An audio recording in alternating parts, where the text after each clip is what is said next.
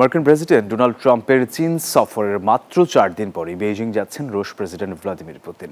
2 দিনের এই রাষ্ট্রীয় সফরে চীনের প্রেসিডেন্ট শি জিনপিং এর সঙ্গে দ্বিপাক্ষিক বৈঠকে অংশ নেবেন তিনি। আন্তর্জাতিক অঙ্গনে পশ্চিমা চাপ মোকাবিলায় রাশিয়া চীনের মধ্যকার এই ঘনিষ্ঠতাকে অত্যন্ত তাৎপর্যপূর্ণ মনে করছেন ভূরাজনীতিবিদরা। ট্রাম্পের বেজিং সফরের রেশ কাটতে না কাটতেই প্রায় 10 মাস পর আবারও চীনে যাচ্ছেন রুশ প্রেসিডেন্ট ভ্লাদিমির পুতিন।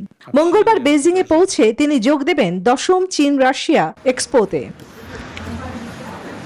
ওদের স্বপ্ন পূরণে পাশে থাকতে পেরে আমরা গর্বিত।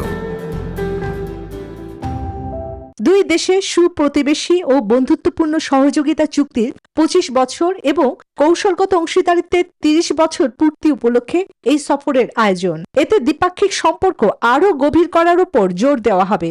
এদিকে এই সফর নিয়ে আশাবাদী মস্কোর সাধারণ মানুষও। আমরা আশা করি উভয় পক্ষ নতুন ঐকমত্যে পৌঁছাবে, কারণ আমাদের কৌশলগত স্বার্থ একই। অন্য দেশের স্বার্থ ক্ষুণ্ণ না করেই আমরা একসঙ্গে এগিয়ে যেতে পারবো। এর আগে গত বছরের সেপ্টেম্বরে বেজিং সফর করেছিলেন পুতিন।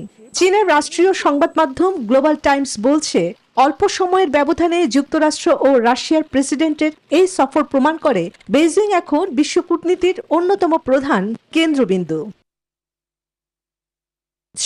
চন্দ্রা, নিউজ 24।